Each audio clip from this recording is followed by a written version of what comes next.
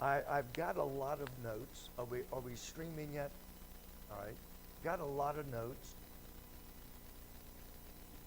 I'm not going to read them all. I deliberately typed them so that you will read them, hopefully on your own. And then I found quite a few pictures, and we will go through these just to kind of give you, on page 24, and I could not find the ones I wanted. I know exactly what the pictures I have seen and the pictures I wanted, but I couldn't remember where I saw them and I could not find it. But if you look at page 24, this is an actual fossil. Top of the page, that is an actual fossil. What do you think it looks like? Or a crocodile. I can never tell them apart. This was how they dug it up. Perfectly preserved. You can see the scales on it. You can see every tiny microscopic detail. That's exactly how it was fossilized. Now, I'll come to this when we get closer to the end. The middle picture is a whole school of fish, just like you see them, that were buried and fossilized exactly like you see them.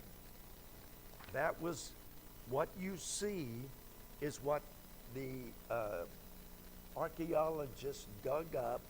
When they found them, they began brushing around them, and that is exactly what they found fossilized, just like that, a whole school. The bottom picture on page 24 is a whole bunch of bones from all different animals kind of mixed up together and fossilized. I don't know if it was this site or another one, but they found dinosaur fossils along with, fish fossils and dozens of other animals. How did all of these bones get all mixed up together, buried and fossilized? Top of page 25 is one of my favorite ones. What do you see in the middle of the picture? Top of the page. What do you see in the middle of the picture? Tree, exactly. What did you say? Oh, okay. That is a tree. Now, according to evolution, this tree, each of those layers, which we'll look at and go into more detail perhaps later, each of those layers took millions of years to form. So you look at all of those different layers. So that means the tree was cut down somehow. We explained that last week with the volcano out west. If it took millions of years, what happens to a tree that's exposed to the elements for 20 years? You burn wood at your house? It rots away. Yeah. So for the fact that that tree, standing upright, buried in dozens and dozens of layers of rock, perfectly preserved. That tree is perfectly preserved, standing up through, some of those layers are too small to count. The middle one are triobites, triobites. Some of you archaeologists, some of you biologists. Again, perfectly preserved, right down to their shell. Even you can see some of the different colors, just exactly like they lived. That's how they were buried and fossilized.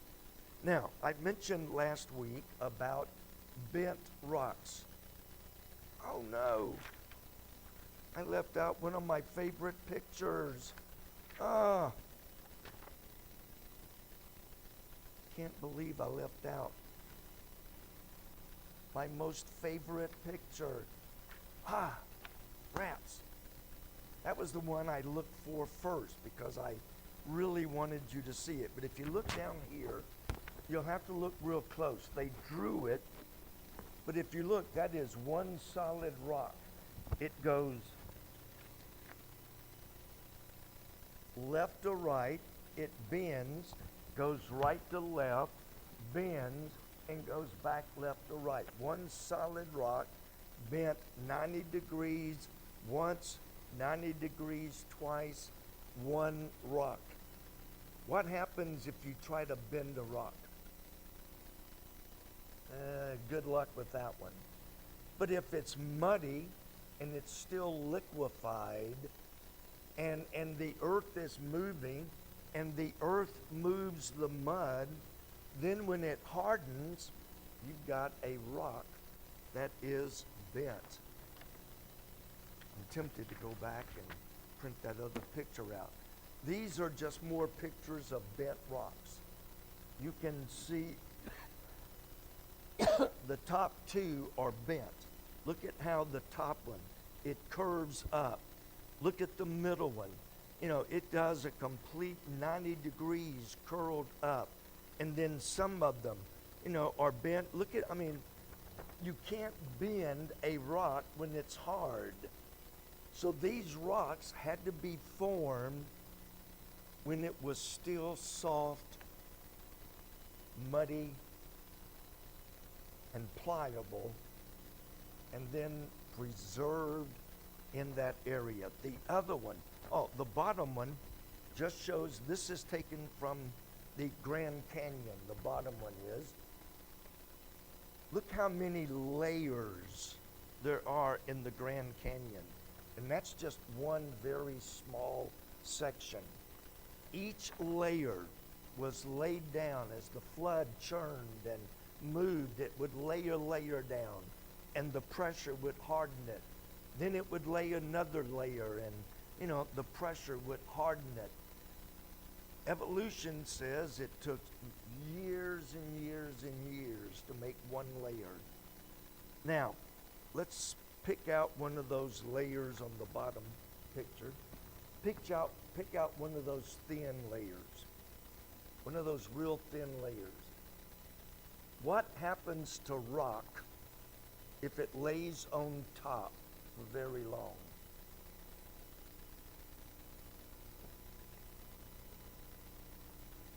Okay, maybe I didn't ask the question right. Yeah, the weather eventually will erode it down to nothing. So if each of those layers took thousands of years, most of those layers would not have been there because the wind, the rain, the water would have eroded them and they would not be there. They had to be buried, another layer immediately buried on top, and another one immediately buried on top to keep from erosion eating away at them. The one that I left, can't believe I left it, shows a picture of a hat. It's just a regular coal miner's hat, only it wasn't the hard hat, it was a softer hat. And this was back over 50 years ago. It was a coal mine, and it was on the picture, but the miners were digging coal, and they left, and the guy's hat fell off, and rather than go back and get it, he left his hat down in the mine. 50 years later, they went back into the mine. Lo and behold, there was his hat, totally fossilized.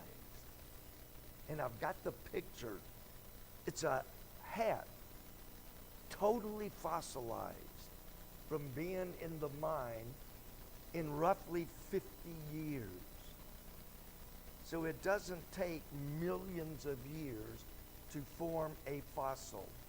That hat completely fossilized in about 50 years. Now, let's go very, very quickly.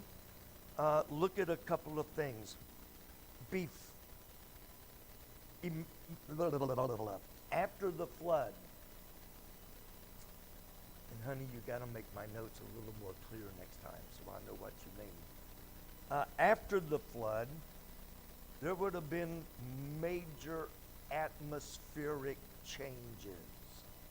Before the flood, remember there was a canopy that completely surrounded the earth, filled with water, and as the sun hit the canopy, it would warm the water, and the water would circulate, and the whole canopy would be, uniform temperature, and under that canopy, the earth would be uniform temperature. There would be no North Pole, South Pole.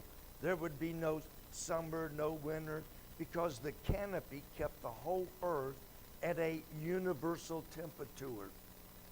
That would also explain there were no UV rays from the sun. That's how one way they could live to be 900 years. They didn't have, all of the other things that we have. Several of us have had skin cancer. I've got one I go Friday to have cut out. They took a sample. It was cancer. He got to cut it out. And, he said 2 treatments, you'll never see it again. So it's nothing to worry about. But they didn't have any of that because the water canopy filtered out all of the rays and the earth. That's why plants, we have found fossils of leaves that are over 6 feet wide. Leaves. How would you like to rake those leaves in your backyard? They have found them. After the flood, the canopy is gone. Now there would be turbulent winds. The winds would, cause violent storms. And of course it did away with the canopy. So then the sun would hit directly. It would cause leaves to die because they don't have that canopy anymore. And without the protective shield from the sun, there would be wind currents, which had not happened because it was like living in a bubble before. There would be mighty wind currents that would just literally affect the whole climate of the whole earth. Let's keep it in order. During all of this time, the volcanoes are spewing up ash into the air. What causes rain? I'll see how good of a meteorologist you are. What causes water to fall down to the earth? Is it water just being in the air makes it fall down? I think you're supposed to know the answer. They're looking at you like you know the answer. He's not having a thing to do with that one. All right. What do you have to have in the clouds in order to form rain? None of you are meteorologists, are you? There has to be some kind of dust or particle that the rain begins to it. And I'm giving you child language. I'm not getting into the scientific of it. But there has to be something. So with all of this ash and the water, and there's tremendous evaporation taking place because evaporation was one way the waters descended. So there's tons of evaporation. It mixes with the ash from the volcanoes. The ash causes it to form raindrops, and it would rain. With the canopy gone, there would be hot spots and cold spots. And when rain gets cold, what does it come down as? Now, this one is easy. Snow. Thank you. So we know there are ice caps up in the northern region. Some of those ice caps are miles and miles thick. of solid ice, which was formed from snow. As snow piled up, it kept compressing, and formed it into ice. Now, how did we get miles of ice from a local flood that only covered the Mesopotamian valley? How high would the snow have to come in order to build up to the top of some of those ice caps? By the way, they say there's enough water frozen in the Arctic regions to cover the whole entire earth with, I believe it was 6 or 8 inches just in the ice caps alone, if it all melted.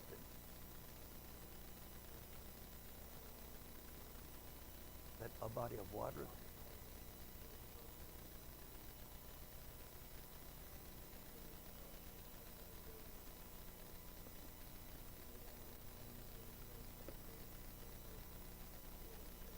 No, I missed that.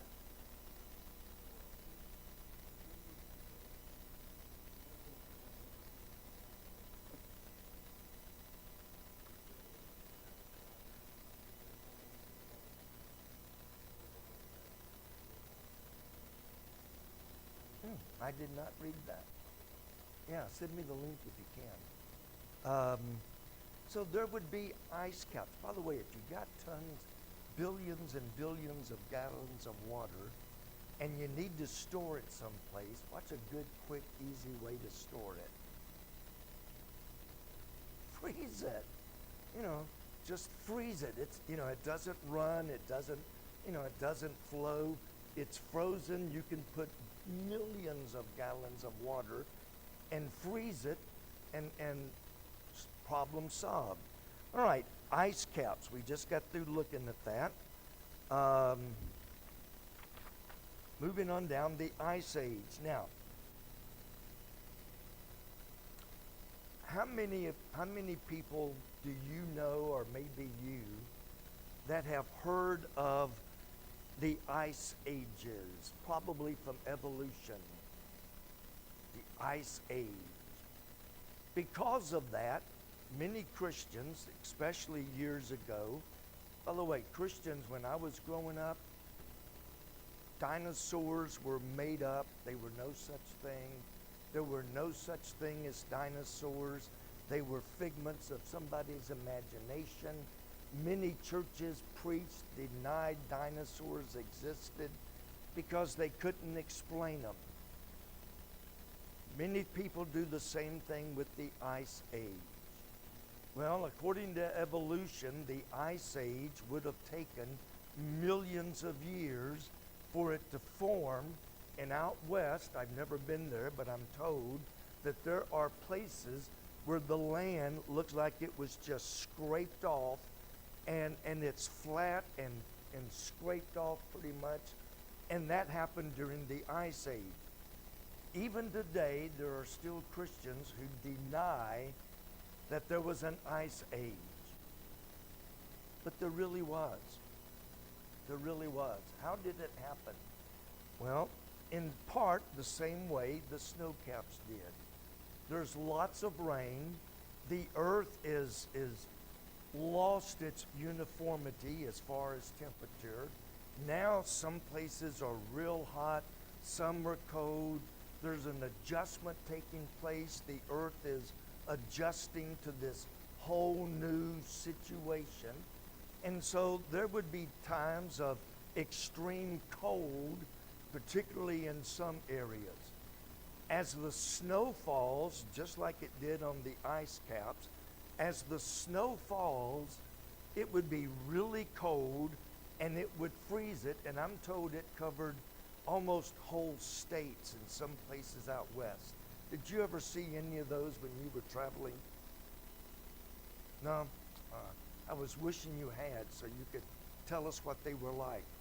But, you know, and then as the ice melted, it would slowly melt and it would pull back. I think evolution says there were 3, 4, 5 different ice ages. Well, it would come another real hard freeze, heavy snow, and then as it began to melt, it would pull back. And there were ice ages, but it was during the time the Earth's atmosphere was adjusting to all of these temperature changes. And extinct animals, we don't have time to get into the extinct animals.